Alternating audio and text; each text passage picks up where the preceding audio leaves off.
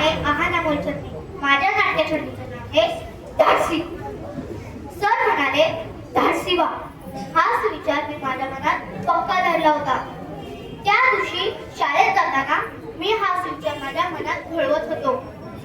धाडसी व्हायला पाहिजे म्हणून मी रस्त्याच्या कडेने चालताना त्या दिवशी रस्त्याच्या मधोमध चालू लागलो.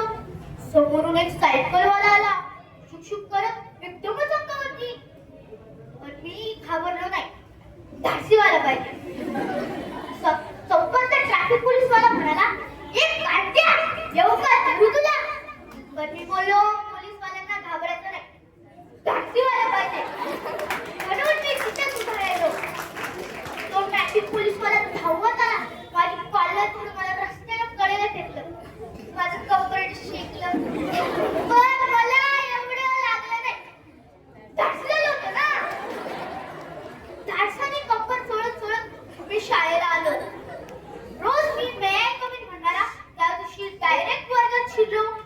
सर म्हणाले, काय रे होमवर्क दाखव होमवर्क. धाडसाने म्हणालो, नाही केलं.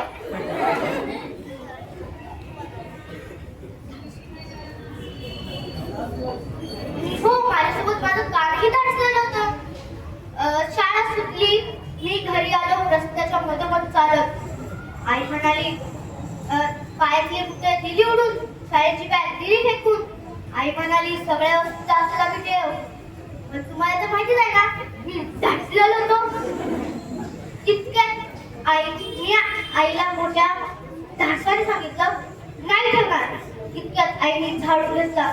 माझ्या अंगातलं सगळं धाडस बाहेर काढलं. आणि हो, तुम्ही कुठेही धाडस दाखवू नका, नाही तर माझ्यासाठी अवस्था होईल. धन्यवाद.